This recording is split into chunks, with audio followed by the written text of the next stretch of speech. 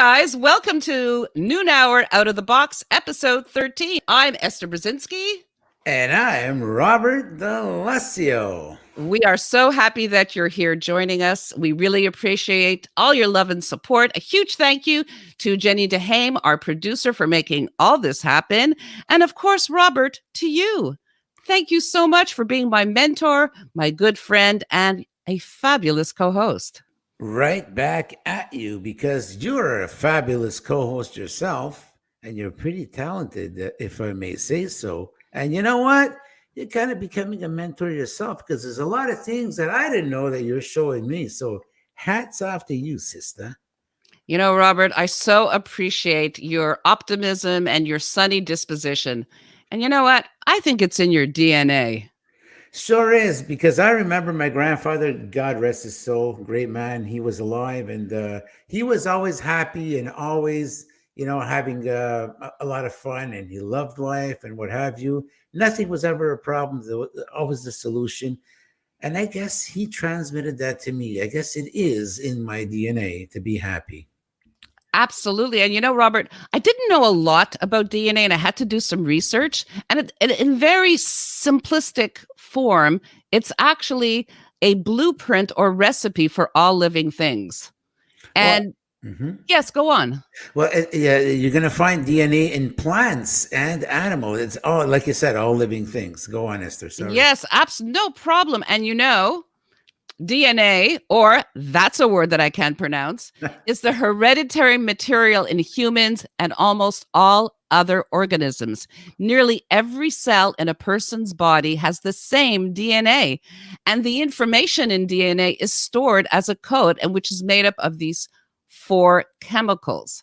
Now, Robert, I don't know about you, but there's no way that I can pronounce that word. So you know what I did? I went online and I found this. DEOXYRIBONUCLEIC ACID. You know, if my life depended on it, I could not repeat to you whatever that gentleman said. No, it's a very difficult word. And that's why we use the acronym of DNA. And, you know, so the interest in DNA has really exploded in the last few years. And a lot of people have become interested in all these kits. And I'll give you an idea of some of the ones that are available. So there's MyHeritage, Living DNA. And so they're all kind of similar, except for the 123andMe that is different. So basically, they can tell you your ancestral background and lineage, but the 123andMe can also show you some health issues that you may be predisposed to. So it's interesting, Robert. So would you want to know if you were predisposed to have a certain illness? I would certainly want to know, because if there's any way of preventing that illness from happening, I probably change my eating habits. I take it for granted, like having popcorn is like just so easy, and not really, thinking of what can lie ahead. And definitely, if there's any way at all, if I knew that popcorn would cause me some kind of a health issue, I would most definitely want to know that eating popcorn is not good for you. But then again, do we really need to have the DNA thing to tell us that popcorn's no good for you? Well, basically, it could just be one of the many things that could help make sure that the disease, maybe you can keep it at bay. But there's things like Alzheimer's. Now, in that kit, you could actually find out if you have the variant for Alzheimer's. And in my case, my dad had it. And I don't know if I would want to find out that I am genetically predisposed and that I actually have the variant for it. So, and it's very controversial. A lot of people say, well, yes, I would want to know. I would do things to prevent it. But I don't know if it's something that you could really prevent or just keep it at bay maybe a bit longer. And how will it affect my life, knowing that I will have it? What do you think? But you know what? It's kind of scary thinking that, hey, am I predisposed to have a certain kind of an illness or the kind of sickness? But then again, it all goes back to the to knowing ahead of time. Is there anything that I can do if I can't prevent it? Is there anything that I can do is to minimize it? To make my life a little bit better, and so that I don't go into the illness full swing. So in that case, I would be inclined on knowing. I think it is a good idea. Yeah, I'd be interested to find out how people out there feel about that. Would you want to know if you're predisposed to a certain illness, and especially an illness that you really can't do anything about? Would that change how you live your life? So, talking about kits, Robert, Okay. I have this that I've held on to for years. Does that have an expiry date on it? I don't know. I've had it for a few years. We'll have to find that out. And it's the My Heritage one. I have no affiliation to them, by the way. and I was going to actually do the testing here during the broadcast, but because I did not feel comfortable with how sterile my desk is, but basically you have 2 swabs. You put them in your inner cheek for 30 to 60 seconds, one in your right, one in your left. You put it in this little vial and you mail it out to this laboratory. This one is in Houston, Texas. So I'm going to do it after the show. And in 4 to 6 weeks, I'm going to report back and tell you what my results are. It's going to Houston, right? It's going to Houston. Why? Is there an issue? Well, yeah, because after 46 weeks, if you don't get it back, you can always say, Houston, we got a problem. That's very true. So, and the DNA is also the analyzation of DNA is also has other issues or applications as well. Well, actually, I know they've been using DNA in police work for a few years right now. And what happens is DNA is like you said, it's something in our body. It's great for a crime scene, even though you think you can, you have the perfect murder, you think you can get away with it. Think again, because I know that they have exhumed some bodies, and they went over the clothes, and with a microscope, they found some examples of samples of hair samples. And they went back even after years after the crime, and they actually went through their what do they call that? Their bank. Some criminals, they're repetitive. They have some kind of a pattern and all that, and they actually found out who did it. And something as simple as a cigarette butt that you leave behind. That's unbelievable, isn't it? And even a glass that you take a sip out of, that's enough to stool you. Believe it or not. So there's actually even this website, a Canadian website where you can find out your paternity testing, and there's all other types of similar testing that you can get done. And basically you just call up, they'll send you the test. They're all home kits. And there's just all this wealth of information that we have now. That's just mind-boggling. So, and there's a new kit, and it's all over social media.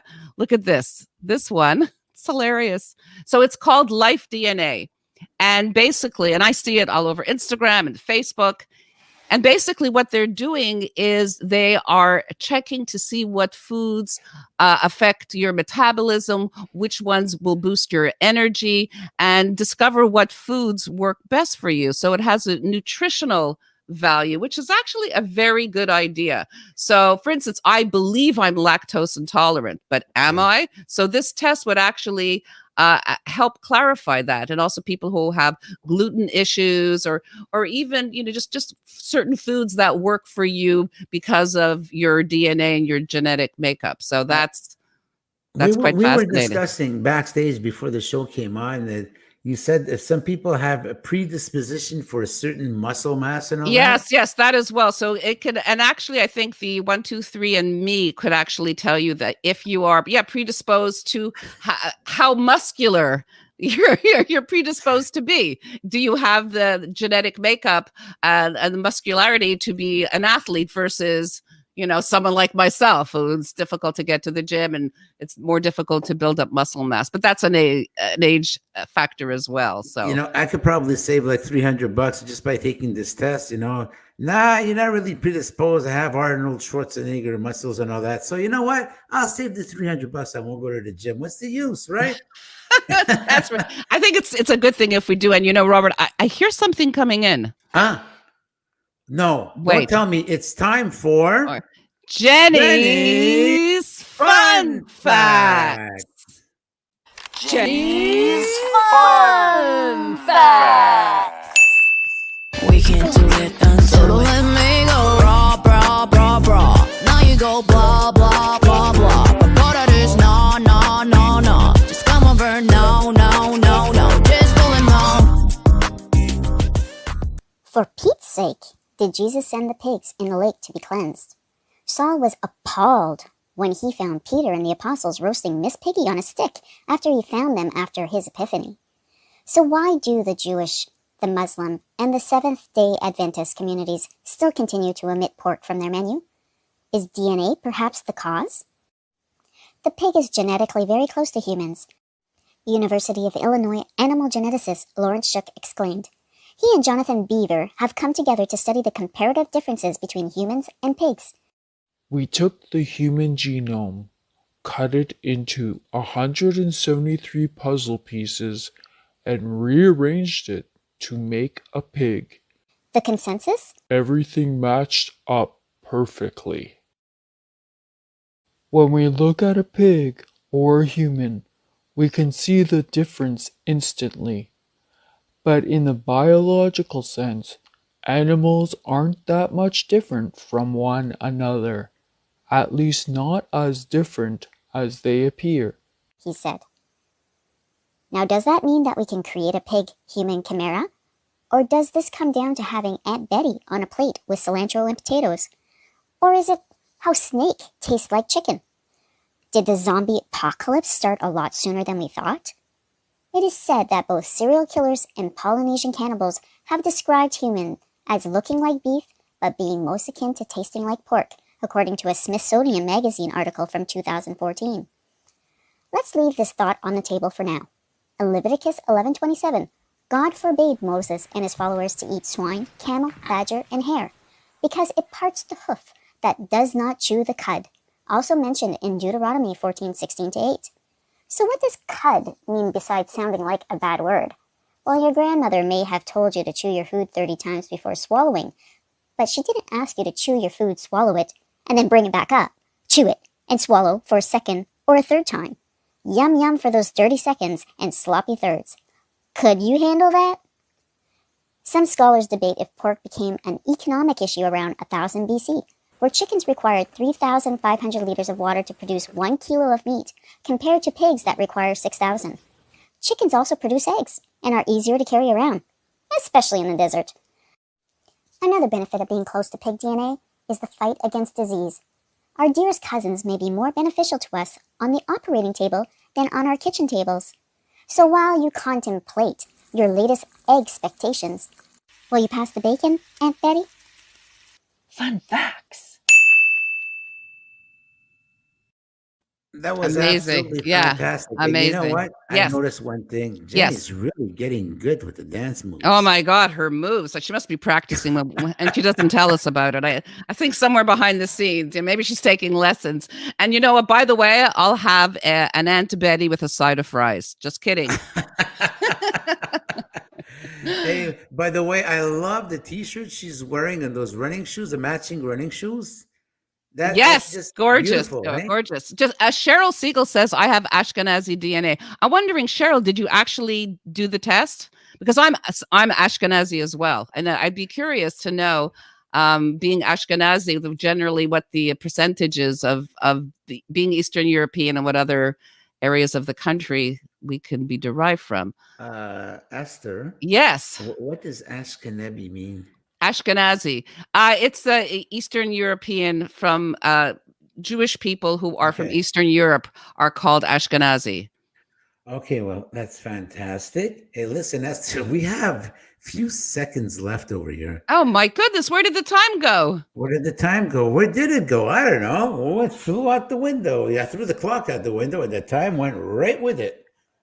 Well, I Oh, had a boy. wonderful, wonderful time, Robert. And this is a very interesting subject. And I can't wait to report back to you guys with my results. And it should be in 4 to 6 weeks. So that'll be interesting. Well, you know what? Again, if you don't have any news, you're going to call up Houston, and what are you going to tell them? Houston, we have a problem. There you go. Apollo what? Apollo 18, 19? I've What are they lost gonna do? count. I've lost track.